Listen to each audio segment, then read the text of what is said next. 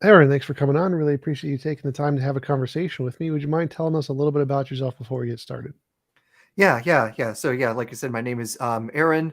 Live in the greater Boston area. Background-wise, I'm educated as a physicist. Got my PhD from the Ohio State University nearly a decade ago now. Currently work in data science while also research affiliate at MIT here in Boston. And I've spent also a fair bit of time doing things related to history of science, biblical studies. Just last month, I came back from giving a presentation at the Society of Biblical Literature. So I try to keep my toes in various different waters. As the saying goes, jack of all trades, master of none. Cool. So the topic today is, did the Bethlehem star really exist? Could you tell us about, like, what is the story behind the Bethlehem star? What are the phenomenon that it was supposed to have done? And is that physically possible with known phenomenon? Could it have been a real star? Absolutely, yeah. So our main source and basically only source for this story, other than everyone else repeating it after on, is from the first book of the New Testament, the Gospel of Matthew. Hop into chapter 2, and we are told this story that during the days of King Herod the Great, wise men from the east, or in the Greek the term is magi, magoi, they've come from the east saying, hey, we have seen this star, we've seen his star rising, and we are seeing this as a sign of the birth of the King of the Jews. We've come to worship him. Where's he at? Of course, Herod is the king at the time and being told, hey, there's a new king in town. That's not me. This is no bueno. So basically interrogates them on information, interrogates the scholars, the scribes and priests of Judea about where is this child supposed to be born. They're told Bethlehem. The wise men are then instructed to go find the child and then report back to Herod. And as you can imagine, when Herod is doing that, he's twirling his mustache the whole time as evilly as possible. Lo and behold, the Magi set out, and lo and behold, the star that they had seen before is now going before them. It arrives at the location, stops over the place where the child was, fills them with great joy. They go into the house Jesus and family are in, see the mother, and give gifts. And then in a dream, they're told, hey, get out of Dodge. That king you talked to earlier ain't so good. That's the very basic story, and pretty much all the details we have about the star is subsumed in just 12 verses of the Gospel of Matthew. There are many later accounts of the story that are basing off Matthew and the non-canonical stories of Jesus' birth, usually getting more and more elaborate. One of my favorite ones is called the Gospel of Pseudo-Matthew. It's definitely pseudo because not only is it trying to pretend like it's another version of the Gospel of Matthew, but it has all sorts of additions, such as when the Holy Family are running off to Egypt, they come across a bunch of dragons, and baby Jesus is able to tame the dragons, as you do. That was a better story. Should have kept that one. It's in some medieval art, but it is definitely not part of the traditional nativity play. At least not the recent ones I've seen. So that's the basic story. And then from that point, many people have wondered what this star might actually have been. For the longest time, it's just seen as this is clearly a sign sent from God. It's a supernatural entity. Maybe it's an angel in stellar form. But starting in the modern period, especially in the 17th or 18th century, there were attempts to say the various miracle stories of the Bible were misunderstood naturalistic events. And the Star of Bethlehem was one of those things. And since basically the late 18th century, there have been many, many attempts to try to explain what the star might have been. Almost every year, you'll hear someone else saying they've published some new result about what it could have been. And this has literally been going on for 200 years or so, with little progress on the astronomy front, and most Bible scholars basically ignoring the question since basically the 1830s. Yeah. So what exactly is the physical phenomenon that is required of the star? That it appears one day, and then over the course of maybe a few weeks, traverses to a specific location and stops? Yeah. So some of the details are not going to be clear, especially like how long the star lasted. It's going to depend on, well, where do these wise men, these magi come from? How long is their trip? Is the star shining for the whole point? Some have also interpreted that the reason the Magi had to go and ask where the King of the Jews was born was because their star they were following disappeared, or were they even following a star in the first place? Were they only following the star from the trip to Jerusalem to Bethlehem, which is the only part that's clearly in Matthew's gospel? In later versions, the star is traveling the whole time with them, is giving them food along the way. In some versions of the story, Jesus literally is the star, is both star and baby at the exact same time. It gets obviously more and more elaborate as the generations had gone on. But the main requirements is, the star appeared someday. The term that's used in the original Greek suggests that it's the rising of the star that got their attention. The phrase that you'll see usually in like the King James Version is they saw the star in the east. More modern translations will say at the rising. It gets a little bit ambiguous because where do stars rise? Well, in the east. So that linguistic ambiguity is right there in the original Greek. So it takes a little bit of finessing to figure out what was the precise meaning. Either way, star rises. This is supposed to somehow be indicative of a new king being born. And if that star is supposed to be shining the whole time it took the wise men to get there, maybe it's on the order of weeks or months to do the trip. It depends on how quickly they packed, how fast their camels were, or if they had some extremely different way of traveling that we just don't know about. Either way, it lasts for some period of time, and the most important part of the story, the one that we get the details on, is the trip from Jerusalem to Bethlehem. At that point, it says the star went before them, went before the wise men, until it arrives. So it reaches some destination, and then it stops, and then it stops specifically over where the young child was. Where's the young child? In the next verse, it tells us he's in a house. So it's somehow stopping and hovering over a particular hovel within the town of Bethlehem. And the grammar structure it also uses suggests that the star isn't like high up in the sky, actually. When Matthew uses the same structure elsewhere, it's something that's like right on top of or just hovering right above. So, for example, at the empty tomb scene, when an angel comes and opens up the door to the tomb, the angel then sits upon that door, uses the exact same grammar structure. So in the sense the star is basically sitting right above the house. You'll see that in some older movie depictions as well. But obviously, stars can't hover right against houses. If an actual star did that, the Earth would have been turned into plasma. It would have been very noticeable. For sure. So that would definitely eliminate it from being a real star unless there's some new quantum physics we haven't discovered yet. Yeah. So the most plausible explanation would be is probably not a star. Would it need to actually be a star for the text to be correct? Could it be like a meteorite of some kind and still count as a star because it serves Yeah. the same function? Yeah, so the word star in Greek, Aster, it can be broader depending on context. It could refer to a planet, it could refer to a meteorite, it could refer to a comet. So mostly it's based on contextual details. So often, like when they refer to the various planets, they'll basically say the god name and they'll say like the god name star. So this is the Zeus star for what we call now Jupiter, as an example. So the word can have a wider valence, and it's just basically in context. Does that wider meaning still exist there? So can meteors at least though try to fit some of the details? Well, in particular, in the story with the star going before the wise men. So the wise men are going from Jerusalem to Bethlehem, and that's pretty much a southerly course. So could a meteor flash above them and head in that southerly direction? Sure. But a meteor does a very poor job of leading the wise men the whole way, because the trip on foot from Jerusalem to Bethlehem is about a 2-hour walk. Meteors, are basically, gone in a flash. At most, some remnant could still be like floating around the sky after they burst for maybe a minute. At the very least, it's not going to last through that whole trip. And it definitely won't like stand over a location. It zips over. It's very bad at also like locating where to go.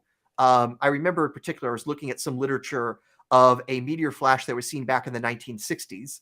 And there were reports of seeing that flash everywhere from Michigan to Pennsylvania, and everyone thinking it was like dropped somewhere in their backyard. But that's over like a 1,000-mile distance. So if you're using a meteor to reach your destination, you probably picked one of the worst GPSs you could. Well, I don't see that as a problem. I see that as a feature of the story because it's simply interpretation. So they could have just interpreted it to have guided them, and so it's totally fine. Mm-hmm. What about like an asteroid? So a very, very large asteroid in space, large enough to reflect the light off it, so people can see it from Earth. Yeah, Traveling. that has rarely been suggested. It has the problem that when an asteroid is, orbiting or the sun, just like all the other planets and asteroids, it doesn't have that much noticeable movement in a couple hours' time. If you were able to track it over days, you might be able to notice its relative motion across the stars. But the time it would take to walk from Bethlehem or from Jerusalem to Bethlehem, that would not have been a noticeable amount. And we have no observations of asteroids in antiquity. The earliest observations we actually have of asteroids is in the age of the telescope. So it would be not just unusual, it would be unprecedented, and it still wouldn't fit the description well because an asteroid observation still wouldn't fit those motions very well. Well, it couldn't be very, very big and moving very, very fast. Like maybe a moon-sized asteroid of some kind or something very, very large, moving faster than what we'd expect through space could potentially do that. And it would be not only possible, but likely given the size of the universe, that would happen somewhere. The orbital mechanics just really doesn't allow that if it's going to have like any sort of stable orbit. If it's coming in fast enough to be noticeable to human eyes in that short a period of time, it's going to be significantly close, and we're going to have uh, perhaps a close encounter in the worst way possible. On the other hand, maybe it is some very different kind of vessel, and it has also been suggested it was a UFO, was an alien spacecraft of some sort. The best evidence I can think of is the 1977 made-for-TV film on Jesus, which starts off with the birth story, and one of the wise men is played by James Earl Jones, the voice of Darth Vader. So therefore, the Star of Bethlehem was the Death Star. Yes, that would be perfect. Yes. Yeah, I haven't gotten that thesis published yet. Darth Vader just put on a mask, like a not burnt mask, teleported down, and decided to walk in a wise man's outfit for like 2 weeks. So, Exactly. what is your favorite hypothesis? What do you think is the best explanation? Well, astronomical or in general? Astronomical first, so it's specifically related Okay. to astronomical phenomenon, and then in general. Yeah. I kind of go back and forth of what would be better insofar as what we have records for. So we can like reconstruct where all the planets were with extremely good accuracy for any given night in the last, several thousand years. So can I tell you that Jupiter and Saturn were very close to each other and in configuration called a conjunction in 7 BC? Yes, we can do the computations. We can be absolutely or at least so reasonably sure we can call it absolute that that was what someone could have seen on a clear night sky. So those are things we can confirm. Or on the other hand, we do have records from China that there was a comet in 5 BCE, which would also conform well with the alleged time of Jesus' birth. He's supposed to be born towards the end of the reign of Herod the Great. Herod dies in either late 5, early 4 BCE. So the timing of that comet would work very well. And we know it existed in non-Christian records, so we can be pretty darn sure that this isn't just something that was invented by some scribe in the first century or something like that. On the other hand, when it comes to the interpretation of those things, it becomes messy. When it comes to what would a comet mean to ancient people, 9 times out of 10 they tell us what it means, and it is basically the sign of doom, of death and decay. It isn't like a good sign that says, "Oh, a new baby is born." It's more like, "Oh no, my baby's going to die," or "Oh no, the king is going to die." No, almost no one ever looks at a comet and says, "Yippee." That is very, very rare. So, and if it's a rare thing, it's not a very good interpretation. Conversely, when it comes to conjunctions or other astrological alignments, basically, when we test astrologers on how they interpret the what's in the zodiac, what's on a star chart, basically they will give you answers that not only don't conform well to reality, but actually they have an agreement level with each other that's almost no better than chance. So what does a star chart actually mean? What do you want it to mean? I'm sure I could find a way to give it to you. I've actually even done that with alleged star charts for Jesus and say, look, here are all these configurations that, like, according to the astrological textbooks, are really good signs of configurations. And I say, yes, you're right. But on the other hand, if we look at these other parts, it says Jesus should have been basically a prostitute suffering from elephantiasis and of no regard. I literally can get the exact same things out of the same star charts with the same books. So that makes everything extremely difficult. And again, none of these things really conform to what is described. What is really described in that story is a miraculous star, and that's how it was interpreted basically by everyone up until basically, like I say, the 18th century, when they basically said, "Oh no, it's miraculous. We can't have that." Uh, at that point, basically everyone was like, "Hey, the laws of Isaac Newton seem to govern the universe. Hey, the universe seems to work like clockwork. Where do miracles fit in?" Oh, oh boy. Okay, what if we just misunderstood all these old miracle stories? And this was the way to try to get around that. And when I say all the miracle stories, I mean all of them. Most famously, I'll have to give the most famous one. This comes from a German theologian in the early 1820s, 1830s, a guy by the name of Heinrich Paulus. And he's basically kind of like the high point of this movement of trying to explain all the things. And most famously, he tries explaining the story of Jesus walking on water. So the real story is it was a dark and stormy night. The disciples were off on a boat in the Sea of Galilee, and they were being tossed about. They can't see anything because of the fog and the wind and the storm, and they have no idea where they are. And they've actually gotten so lost, they didn't even realize they actually had been beached. So they are stuck on the beach shore. Then, once the storm is calming, Jesus is walking to them along the beach shore, and the disciples still think they're out in the middle of the water. So when they see Jesus walking to them, they're like, "Oh, our master, he's walking on water." It was just a total misunderstanding. Rinse and repeat this sort of strategy for every single story about Jesus in the Bible, including the resurrection.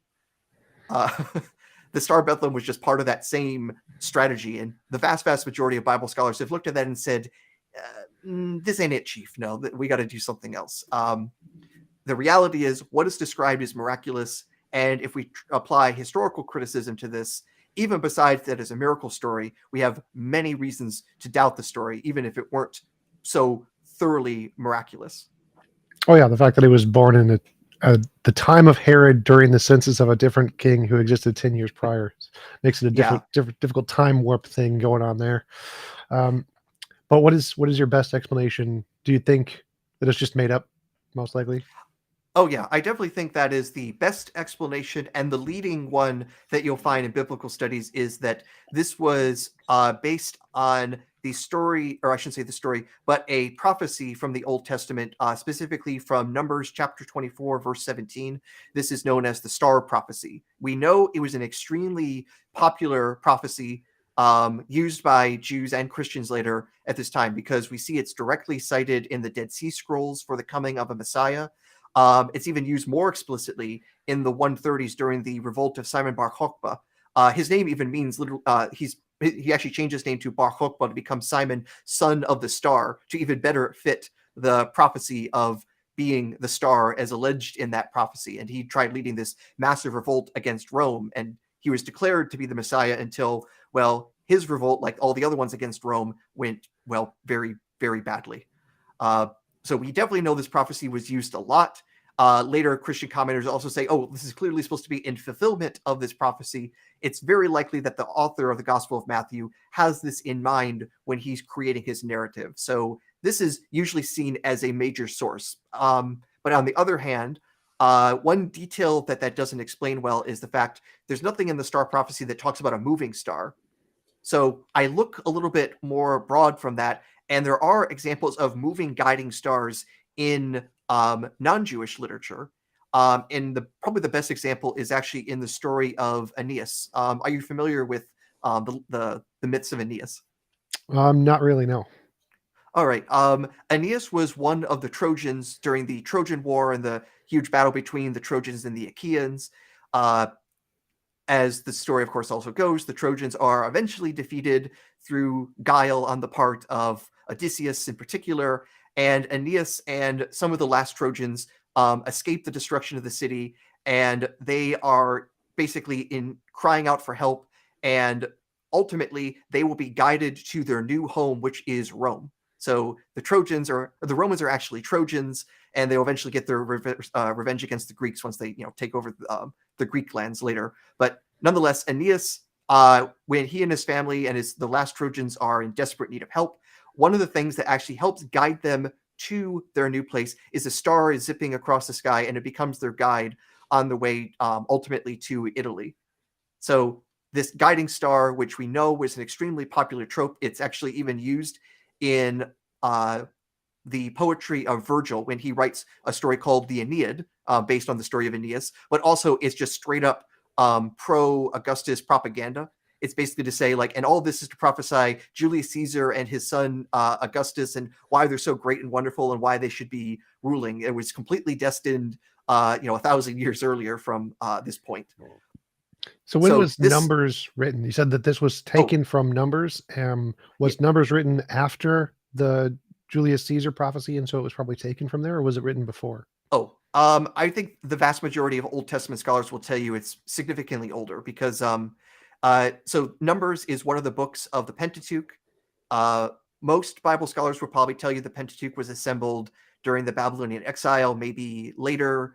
The absolute latest it could be is 2nd century BC. That's like the absolute latest that it could be, because then we actually find like versions of that in the Dead Sea Scrolls. Julius Caesar is killed in 44 BCE. The Aeneid is written a few decades after that. So the star prophecy is definitely older than the Roman myth. Gotcha. Or at least the version of the Roman myth that Virgil writes. Gotcha. And is this a common trope throughout history in that time period, or do you think it originated in the Hebrew text? What is there seems to be particular to this writer, because first off, the original prophecy in its context seems to actually be looking forward not to like the Messiah who will bring about the apocalypse, but it's actually looking more forward to the King David. And the fuller statement in the prophecy, and this is coming from a Gentile prophet who's being forced to say this by God, saying, I see him not now, but he's coming. A star will rise out of Jacob and a scepter will rise out of Israel, and then they will go and crush the head of Edom and Moab. So basically a story of eventually the future David coming along and showing his martial prowess and basically subduing rebellious regions to bring them all under control in the unified monarchy, or at least as the story of David and Solomon is supposed to go. That seems to be what's in view by the original author of that prophecy. When that was actually written, like I say, we know at least the Pentateuch was assembled at the absolute latest in the 2nd century BC. Most Bible scholars will say it was assembled centuries earlier, but then various parts are older still. How old that particular prophecy is, I don't know if there's any consensus on when that portion was written. I would have to talk to someone much more knowledgeable about Hebrew studies. So I know that like the story of Noah's Ark was likely copied from Hammurabi, I forget what that's called. Was there anything similar about the stars or other prophecies in the Hammurabi's tales that could be linked to the stars? Probably the closest I can think of is this association of stars with kings or stars with gods. That is relatively common, especially after their death. So the most famous examples of people becoming stars after their death would be like Julius Caesar. Again, that was a very clear example, but obviously a bit late. In older Sumerian, Babylonian tablets, oddly, that's sort of true, isn't it? Because the particles of Julius Caesar could have spread through the atmosphere and gotten absorbed into the sun. That one's technically possible, right? maybe, but they were being much more particular that so I'll give the background story for that. So Julius Caesar, he's killed on the Ides of March, and a few weeks after that, there are these funeral games that are being held to honor him. And early on in the funeral games, they see this new star rising up in the sky. It actually happens to be a comet, and we've actually been able to reconstruct the path of this comet because it was also recorded in China. So we can use the observations and some computer software to map out the most likely orbit that it had. So we are pretty darn sure that what they saw was a comet, and they said that comet was Caesar's soul being taken up to heaven, specifically being lifted up to heaven by Venus, the goddess Venus, not the planet Venus. This is obviously propaganda for Julius Caesar, because other people just called it a comet and said this was bad news. Other people said, no, it's his soul. It's actually just a regular star. You don't have to be afraid of it. So very mixed views. And it was basically, if you were pro-Caesar or anti-Caesar, was how you interpret it. In the same way, Democrats and Republicans today will interpret any piece of news. Oh, the economy ticked up. Oh, that means there's fewer jobs. You always find someone who can find the silver lining and the dark cloud. It's like the thing that the less there's a correlation between the lower the number of pirates, the worse the global warming. Therefore, we should have more Ah, pirates. oh yeah, oh that's true. You can't possibly get that by coincidence. Exactly. All Yeah, pirates are yeah. necessary. Yeah, yeah. So, like I said, that was a clear example of politically saying a new star was a person's soul rising to heaven. Plato actually has this idea as well. He talks about this in the Timaeus and elsewhere that people are originally from the heavens, and their soul, if it's good, will actually be able to return to the star that it came from. The idea of astral immortality you can find in Sumerian, Babylonian literature. It seems to also be in the Old Testament. The clearest example of it in the Old Testament is in the book of Daniel. In chapter 12, it says that all the righteous will become like stars in heaven. And some Bible scholars also argue the promise to Abraham that your children, your seed, will be like the stars in the heavens. Many interpret that as also saying your children will become the stars, that they'll also become immortals in heaven. So this idea does seem to be ancient and widespread in the ancient Near East and the greater ancient Mediterranean. So, are there any successful predictions or accountings of stars or astrology or in any religion or any different kinds of texts from the past actually make scientifically accurate predictions about astronomy? Hmm. About astronomy specifically, from astrologers, not so much. The closest I can think of where an astrologer was claiming that they could prove um, astrology, that it could actually like predict personalities. There was a study back in the 1970s, and I think it was called the Mars effect. And a scholar or astrology researcher arguing that he could actually show there was a statistically significant correlation between the location of Mars and the birth of athletes or other really successful people. Ultimately, the research suggested that it was a result not of astrology, but of selection bias in the data sets. But I don't know the details well enough about there. On the other hand, there have been like a dozen different studies recently, including one that was in Nature back in the 1980s, to actually, show astrology doesn't work. Now, of course, when I say astrology doesn't work, this has been basically uh, known to astronomers since really the 18th century, maybe even earlier. Like even like Isaac Newton by that time seemed to have already kind of dismissed it. He gave it like almost no thought at that point. Um, Not everyone necessarily on the board. Like Galileo was big time an astrologer. He thought it actually like explained a lot about his own life and his own personality. But even by the end of the century Galileo was in, astrology was basically on the out and out with scientific people, and it has been mostly pseudoscience since then. Nonetheless, there's been a lot of studies to try to see if anyone can show anything about it. And over and over again, it shows either null results or even worse than null results. I had mentioned the study of the astrologers not only failing to actually predict what a star chart means and having it connect to reality, but when they actually compare each other and say like they give an astrologer 20 star charts and 20 personality reports. They say put them together and which ones you think go together. And then they had like several other astrologers do the same thing. So not only did the astrologers fail to match the personality reports with the star charts better than chance, they didn't agree with each other almost any better than chance.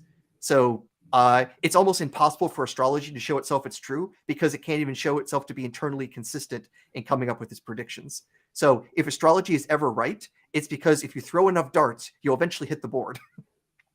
Yeah, so like that reminds me of the best example I can think of is from Hinduism. In the Vedas, it predicts that the age of the earth is the sleeping and waking cycle of Brahman, which is 4.3 billion years. That's approximately close to the age of the earth. So that's really close to the age of the earth. Mm. And so that one is, I think, the closest example of something of a religion being right about astronomy 6,000 years before we knew anything about astronomy. Now, of course, I think if you read the text, it says we're only half of that because we're like halfway through a waking cycle. So it's technically wrong, but the number is really close 95% accuracy. Yeah. I like it. Yeah, and the interesting thing is we actually also like look at the history of that number because the stuff about a Brahma here is actually based on a combination of Old Babylonian, Greco-Roman, and then later Persian influence of astrology that had gone to India in the Common Era. So, like a lot of the cycles that Brahma year is based on is combinations of the idea of the world year that you find in Plato, the idea of these near 1,000-year cycles based on conjunctions of Jupiter and Saturn, and basically just like if you put a whole bunch of these cycles on top of each other and multiply them together, yeah, you get these fantastically large numbers that can occasionally look like it fits in the neighborhood of other numbers that we can scientifically verify. But basically, the way that the Brahma number was created wasn't from like great deep scientific research. It was here are all these important numbers in astrology. Let's pack them all together.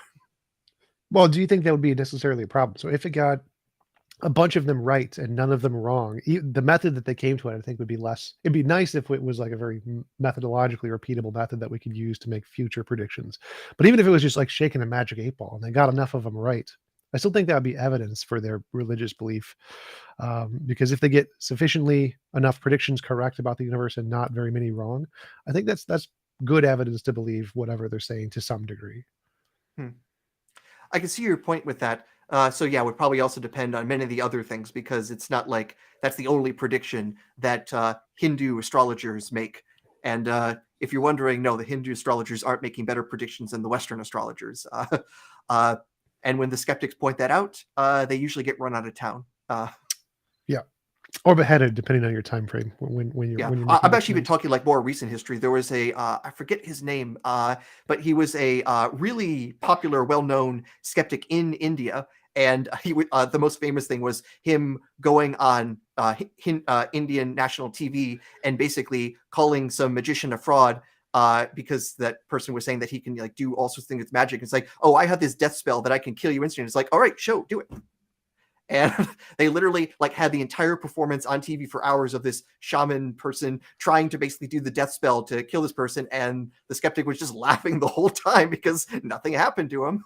But eventually, he also then like busted down this alleged weeping statue of, I forget if it was of Jesus or of Mary. I think it was a statue of Mary. It allegedly seemed to be leaking water from, and he eventually went and figured out what it was actually was toilet water from upstairs leaking down the wall through capillary action.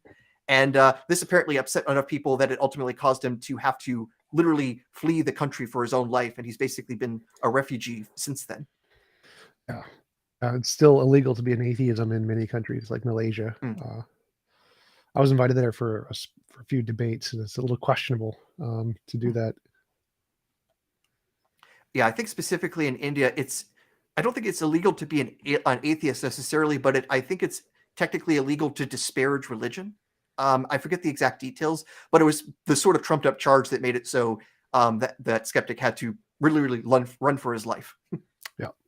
Are there any other claims that you've studied, like Muhammad cutting the moon in half? Like, is that possible? He would have to have a very, very long stick to be able to do that. Maybe he could have borrowed the one from China. So one of the Chinese stories is Journey to the West. And there, the character Sun Wukong, the Monkey King, has a staff called Jingu Bang, who he can change to any size he wants, and he can use it to tear down mountains. So maybe Muhammad was able to borrow Jingu Bang, make it huge, and take down the moon. Maybe that's what's going on. Yeah, it has to be a lightsaber too to just pass through it, leave no marks. Yeah, but unfortunately, if you do that, then you everyone will just say, Muhammad, dude, that's no moon. So what else have you been researching recently? Any other kinds of mystical claims about astronomy that you have had an interest in? Yeah, so I've allowed this to like intersect with other things of anything else that looks stellar in the Bible. And the thing I've probably been giving the most focus on, and was part of the recent presentation I did at Society of Biblical Literature, was this title that Jesus has, that it comes up twice in the book of Revelation and once in Second Peter, where Jesus is called the morning star. And quite literally, yeah, I look at the biblical or the biblical studies literature, and no one really has an explanation for where this title comes from. And I would think I was able to go in and convince the people listening that I have a functional theory that can explain where this idea actually comes from, what technique they were using for interpreting the Old Testament and smashing verses together to get where that comes from. So this is Jesus literally as a star, specifically the morning star, which is usually a designation for seeing the planet Venus in the morning. And of course, it's a little bit strange. Well, why would anyone be calling Jesus a planet? I don't think it's ultimately related to astrology. This is related to a different sort of Jewish technique of exegesis called Pesher. That's been one. Also, just in general, that I've used this to look at the intersection of science and religion more broadly. So, as the stories seem to be going, is every time science learns something, religion has to somehow adapt to adopt this new information. And what are the techniques religious people use, and are they actually epistemically justified, or are these basically just ways of minimizing cognitive dissonance? Some of the strategies, they seem reasonable and they have a long pedigree within theology, but what are the other consequences, and are those consequences so dire that religious people should probably say, maybe we shouldn't be doing that? Here's all the other consequences of believing that. And also, are there inconsistencies of where people use this? The best example I can think of is where people will use an approach called accommodationism, where God will express himself in a way that can be understood by the original ancient audience, but may not, conform perfectly to modern science. So when people are reading the book of Genesis and the creation story, you need to understand this was to be understood by an audience that's, reading things like the creation story about Marduk, or they're reading the Epic of Gilgamesh. They're not people who understand quantum physics. So if you show them a wave function, they're going to say, yeah, we don't know anything what you just said. Could you make this simpler? Okay, simpler. Okay, I don't understand what rocks are made of. So could you make this really, really simple? That's a basic idea. But while people then try to do that for Genesis to then say, and this is why we don't have to, believe that the Earth is only 6,000 years old and all those things. Conversely, they'll look at the story about the end of the world coming and the apocalypse, and they'll say, no, we need to actually treat that literally, that even though the physics indicates that the universe isn't going to allow for a new heaven, a new earth as like described in Revelation, but no, instead, the universe is just going to eternally expand and go cold, and eventually atoms will move at no amount at all, and effectively time will stop because nothing will be happening anymore. That's the actual universe we see. And then the same scientists who say read Genesis metaphorically, but the future read literally, and even deny the science that indicates that. And I'm just like, wow, this is wonderfully inconsistent. Why aren't you guys just young earth creationists then? You've allowed us to deny the future. Why can't we use the same technique to deny the past? To be consistent, you realize this technique doesn't work, and that's something I've been exploring and wanting to write on. Yeah, that's definitely a big one. The George Lemaitre predicting the Big Bang and trying to explain it into the creation of Genesis and the 7-day creation, and saying, how could it possibly work? Well, there weren't any days back then. There were no sun, no earth, so days could just mean anything essentially. What days was God going off of? Are these God days? Tuesdays. And how Tuesdays? Yes, Tuesdays. Yeah. And so that's an interesting one. Do you think that the Big Bang prediction actually counts as evidence in some way towards Christianity, because it does predict a beginning, and there was in fact a beginning? Or do you think that the beginning described in physics doesn't describe a beginning to all nature? It's just a beginning of the current relative nature that we can see around us, kind of a thing, and so it doesn't actually confirm the creation story? Yeah. To me, that actually has two prongs to it. So one, what is the original creation account for Christians and Jews? And is it like the ex nihilo creation? And apparently, from what I understand, the scholarship actually indicates the idea of creation ex nihilo, that there wasn't pre-existing stuff before God started to create, is actually something that was only a philosophical or theological invention in the 2nd century AD to deal with other quote unquote heretics of that time among the Christians. That basically, if you read Genesis in its original form, its most likely grammatical form, and how it was interpreted for the longest time, it was really believed that when God began to create, he used pre-existing material to create the world, in the same way the other myths of the Babylonians and the Egyptians and elsewhere, that there was always something there, and that it was from that earlier something they created new things. Creation ex nihilo was a later invention to try to get around other alleged heretical problems. So when people say, we've been saying creation ex nihilo all the time, I would say only when you have gone back and forced these old myths to conform to that.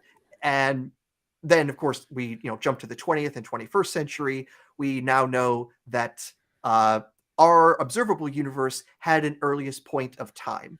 The question then is, was there time earlier than that? And there is lots of there's a lot of theory that is grounded in our current understanding of quantum mechanics and general relativity, but also the realization that those first moments have giant question marks to it. So could it be that the earliest moments that we can reconstruct from projecting the universe back, is that the earliest moments possible? Maybe, but on the other hand, there are extremely valid models that would also suggest that the universe is also in some way time infinite in both the forward and backward direction. That the Big Bang point, or that earliest point in the universe, is special in the timeline, but it is not the earliest moment. In particular, Sean Carroll and one of his grad students, Chen, I forget her first name, they had created a model that basically the universe is running in time in both directions from the Big Bang. So in that sense, that the universe is eternal and time is running in both directions, and there isn't even a special direction to time that way. It's an interesting model, but it's not something we can prove at this point. Other models would suggest that, yeah, the universe tunneled through nothingness to create. Ultimately, we have all these huge question marks because we currently don't have a reconciliation between quantum mechanics and general relativity that we can apply. No one has yet successfully created a quantum theory of gravity.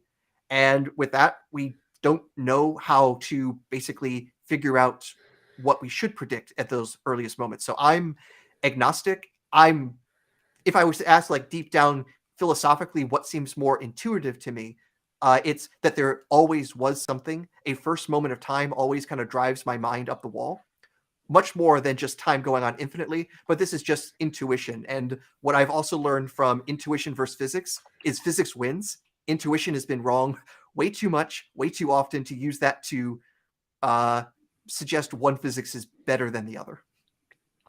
So what is your response to like the William Lane Craig, there can't be an infinite past because of the Grim Reaper paradox kind of a thing? Yeah. I'm trying to remember. It was Kuntz, I think, who came up with the Grim Reaper paradox. Or was it Pruss? Or it might have been Pruss. Yeah, Kuntz and Pruss. They're the ones who've been doing the most advanced versions of some sort of cosmological argument. In many ways, what Craig does now is old hat by comparison. He's just quoting the other guys. He's taking the other yeah. work and do it the easy way. Yeah, right.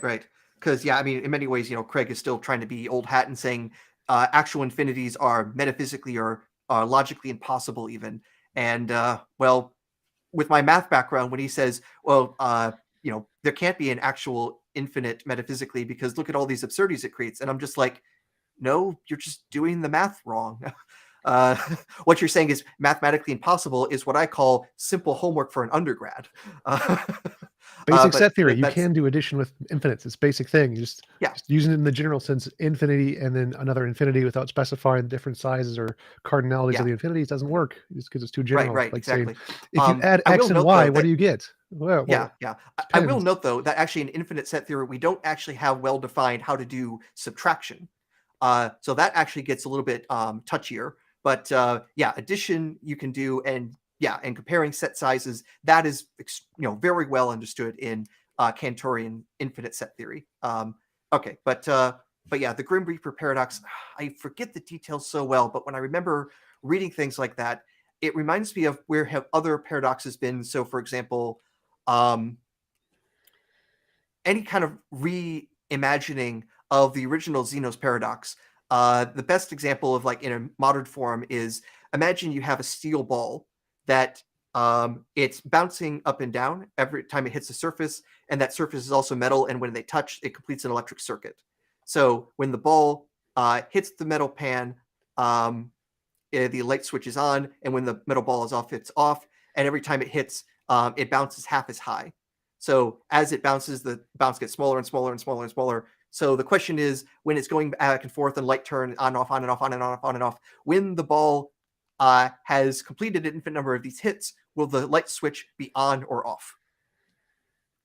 And the answer is ambiguous. It actually depends on the starting conditions. And I think a lot of the infinity paradoxes is just that they're not well defined enough. And if you add in additional constraints, you go from we can't even make sense of this as to now it's no longer ambiguous. In the same sort of way, if we say if I subtract x from y, is it a positive value or a negative value? I don't know. You didn't tell me what the numbers were. It's like, oh, it's ambiguous. So maybe it's incoherent. It's like, no, we just need more information so we can actually figure out what the answer ought to be. So that's not exactly like a great disproof of what Proust and Kuhns have done. Just that I think a lot of the problem is basically in the formulation versus there being an underlying problem with infinity itself. Yeah, I think the Grim Reaper paradox is that there's a Grim Reaper that's going to kill Bob at noon or whatever, and there's going to be one that kills him in half that time, and then half that, et cetera, ad infinitum. So there's no individual Grim Reaper that actually kills him, but he still dies at noon or something. Therefore, it's a contradiction. Yeah. But Yeah. so, what do you think about the claim that there's the tensed theory of time version where the present moment couldn't have possibly began or came to the present moment if there was an infinite amount of past moments, because if there was an infinite amount of past moments, we never could have reached the present moment? Yeah. I would say that the problem with that idea is the idea of traveling through time to this moment when, if you're taking the B theory of time, the non-tense version of time, then all those moments exist eternally in that sense. And so there being an infinite amount of time isn't nearly as incoherent. I mean, it's the same sort of idea of having an infinite number line. The entire number line exists. You don't have to explain, well, how did you get to zero if the negative numbers go infinitely far back? It's just, no, the whole set exists at once. If you take a tense list theory of time, I think that entire problem disappears. And the tense list theory of time, the block universe version, is the one that seems most consistent with special and general relativity. So I would say the physics indicates this version of time is the more likely, and it seems to avoid that particular conundrum.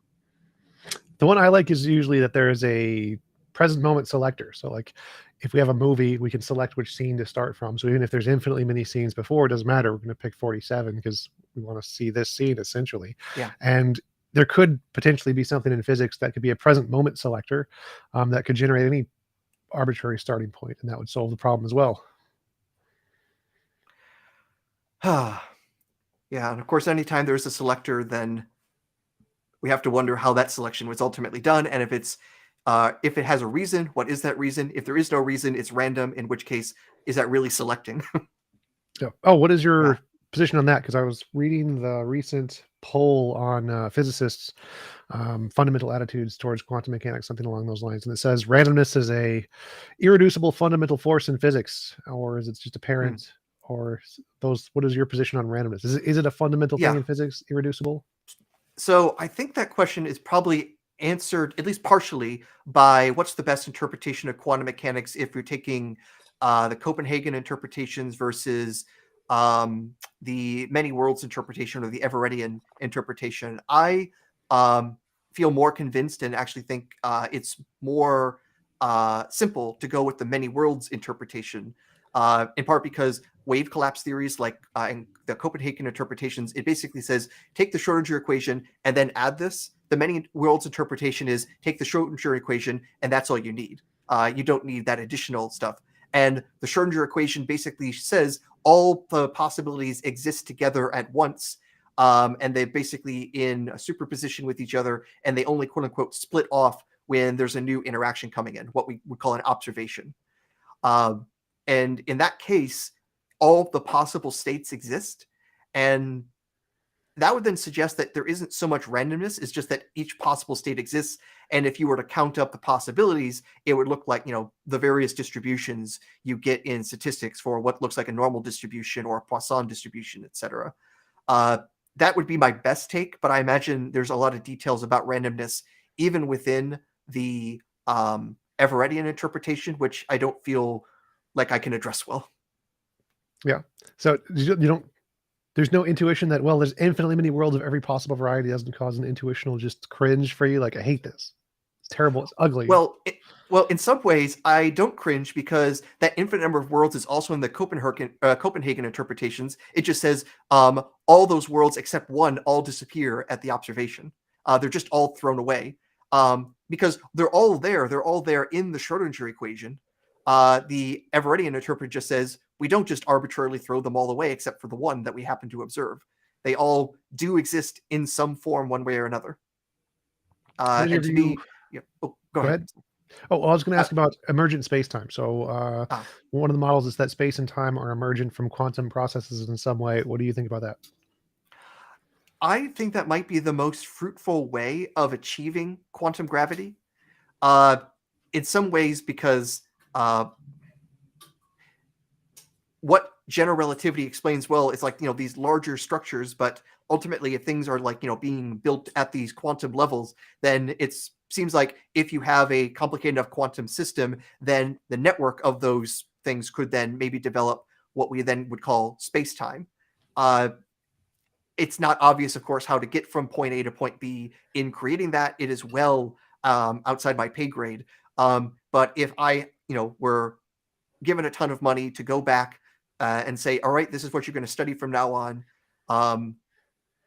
and what approach am I going to take to try to reconcile quantum mechanics and general relativity, that would probably be the place I would focus. And if someone beats me to it and shows a completely different way, I'd say, well, darn. At least I had this pile of money to spend while I was doing, hopefully, at least some interesting research. But nonetheless, I don't know if it is the best explanation. It's just where I would focus my research time if I had it. How do you understand that? Because my interpretation is that a field requires space, and so to have a quantum field or something, how can it generate space time if it always requires a spatial field to have a field at all? Yeah. So, well, when we use a field and we're using it in a spatial context, we're saying every point in space has some sort of value. You could even just talk about field values more generally, even not in space, and you're just saying our system has all these various states. The state of the value of the electric field, the state of the gravitational field, things like that. Just all these collections of magnitudes that you can put together. And if you have a collection of magnitudes, you can also then have them pointing in certain ways. And by pointing, it's basically in a more conceptual space rather than physical space. We can even talk about spaces in completely abstract, non-space-time ways. So, for example, like most of my work is in data science. That's for my day job. And if you deal with things like in natural language processing, in fact, in particular, if those of you who have seen this, Chat GTP is like this now amazingly good chatbot if you've played around with it at all. But Yeah. ultimately, the way that's built is that all this information about the text is basically embedded into a really big matrix. Ultimately, like that's a big chunk of it, and in that matrix, you can basically travel around in it and look at things in conceptual space. So you can like orient your axis there and see like how all the words related to bigness are in one place, all the words for smallness are somewhere else, and you can actually have direction in like this big small conceptual space and see how words travel along it between like huge versus tiny or medium size, and just see how they travel along in that sort of literal conceptual space. So yeah, when I hear the word space being used in that for fields and that, it can have a much broader meaning than our space-time. It's just then the question, can these fields have the sort of interactions that produce what we would consider movement and change in our space-time? It's definitely conceptually mind-boggling, and maybe the best way to put it is to use a phrase from the TV set behind me, wibbly wobbly timey wimey. So, what is your view on virtual particles and the Casimir effect? What is a virtual particle? How does it Yeah, exist? I do not know enough to answer that well, but it seems that it can be explained completely as a mathematical object and not necessarily physical, because you can also get the same effect using lattice theory, like another mathematical approach for explaining it. And lattice theory is often used in quantum chromodynamics for talking about the interactions between other subatomic particles, especially within the nucleus. And so this can then also describe forces between there, and there isn't the creation of these virtual particles. So if you can explain the same sort of thing with a different mathematical approach, and you get the same results if they give you identical things, it kind of undercuts the idea that a physical entity is necessary for that. But I don't know the details well enough to debate that with confidence. Another question I've been having having a debate with another person via email was about absolute zero. If a particle could reach absolute zero, would it still exist? So first, just assuming it's a classical particle, so we don't worry about quantum effects. If it's at absolute zero, then it and all the other neighboring particles have no relative motion to each other, and that's ultimately then to say it has no temperature. One of the things, though, is we actually know that's not achievable, even if ignoring quantum mechanic effects. That it's actually the third law of not third law of Thermodynamics. the third law of thermodynamics. That basically it takes an infinite number of steps to actually achieve that. That basically, you can make things get colder and colder through the process of if you basically use a heat pump, you can do all these steps and get closer and closer and closer, but the number of steps it actually would take to reach absolute zero is infinite. And since you can't do an infinite number of piston movements in a finite period of time, you'll never achieve absolute zero. And this is, again, even ignoring issues of quantum mechanics or inefficiencies in the engine and all that. So it's not an achievable situation, but we could get absurdly close. We've gotten particles down to like a billionth of a Kelvin. It's absurdly cold. We can do that. But getting all the way to zero is, best we can understand, actually impossible. Add on top of that quantum mechanics that talks about the uncertainty of position and momentum of particles, then to say that a particle has absolutely no momentum, it has no movement, would then basically say it has every location possible. And maybe that's where the argument is going, that if a particle were at absolute zero, it wouldn't exist because it would be everywhere at once. I don't know if that's what the argument was. Yeah, it's essentially that for an object to exist, it needs some power to exist, and if it loses all power, it ceases to exist. And so if you drain all of the energy from it, all of the heat or something along those lines, then it would essentially dissolve to nothingness. That definitely doesn't follow from absolute zero stuff.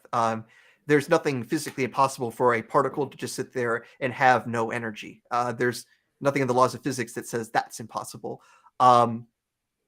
Maybe it's impossible to mechanically reach such a point, but the particle just sitting there, at least in classical mechanics, that's not disallowed. The idea that it loses almost like a vital force or something like that that's maintaining it, that sounds more like old Aristotelian or Aquinas-like metaphysics. And, well, as far as I'm concerned, the Middle Ages are over, and that entire metaphysical approach is, at best, forced into modern physics rather than something that is well defined and derived from the actual facts. Gotcha. Well, we have been going for about an hour. It was a great conversation. Really appreciate you coming on. Do you want to give any links or references where people can find out more about your work? Yeah. So my main website is draaronadair.com. There it also has links to my various social media, so you can find me Facebook, Twitter, LinkedIn if you want to give me a new six-figure salary. No, I'm actually happy at my current job. I probably won't take a new job at this point. It has to be at least seven figures. Okay. In yen? I can do yen. Maybe in old Zimbabwe dollars, you could pay me in seven figures. Yeah. Let's see here. I do have a YouTube, but it's extremely rarely used. But if you type my name into YouTube, I've done a whole bunch of interviews with other podcasters. I'm also currently coming out with a book soon with my co-author, Jonathan M.S. Pierce. It's a book about aliens and religion. So first off, do aliens exist? I argue probably yes, and I try to give what reasons we can, even though I don't think we can show they've come and visited us yet to prove that they exist. But probably yes, and what are the theological implications for the existence of aliens, and especially what does that do to most Christian theology? And we find that, there are lots and lots of problems for the particulars to Christian theology. It makes the problem of evil much worse. On the other hand, if you're Mormon, you're probably going to be doing okay. It won't be as big of a bum out because the Mormons have been pro-alien since the beginning. Quick question on that one though. What is your position? I forget what the problem is called where we don't see any anything in life. Ah, Why don't we see it? But it seems the like Fermi if paradox. yes, the Fermi paradox. Why don't we see any radio waves if there is any intelligent life? Because we would expect that they would probably follow a similar technological vein, and we'd get like how ours was sent out by Hitler before we got to space flight. We'd probably see something similar from other life forms. Why don't we see Yeah. that? Why don't we see any radio waves from any other life forms? Yeah, there's dozens of reasons that can be given for solutions to the Fermi paradox. Everything from the aliens are hiding for either good or nefarious reasons. Um, they're they've all died out. They just kill themselves real quickly. Maybe the easiest solution is that that intelligent life is relatively rare. So the nearest civilization that might exist in our galaxy is so tremendously far away that even if we are transmitting radio signals for thousands of years, they couldn't pick up our signals and vice versa. I mean, just to put into perspective, if you wanted to travel from one end of one end of our galaxy to the other, it's over 100,000 light years. So even at light speed to an outside observer, it would take over 100,000 years to traverse. So if we're on one side of the galaxy and our possible neighbors are on the opposite, it would take literally a geological age to pick up a radio signal. And also, after all that space, the radio signals are attenuating. The signal gets weaker and weaker as space goes out. So even if they were signaling, it could be the case that their signal is so attenuated that we can't make it out from the background. I remember one SETI astronomer had done the calculation to show that if you took something like the old Arecibo radio telescope and had it transmit out with enough energy that another Arecibo telescope on the other side of the galaxy could pick it up, the telescope would melt. There would just be so much energy flowing through it. It would just, turn to slag. It is very hard to just send out a broadcast like that. So that is probably maybe the simplest reason why it's actually harder to do than we might first allege. And also, if the aliens want to communicate with us, they actually have to actively do it. And well, again, if it takes so much energy to make a transmitter that does that, and you don't have a good deal on Spotify, you're probably not going to be able to, do that sort of podcast and just beg and hope somebody actually listened. Gotcha. All right. Thanks again for coming on. I really appreciate it. It was a great conversation, and I hope you have a wonderful rest of your day. Thank you very much.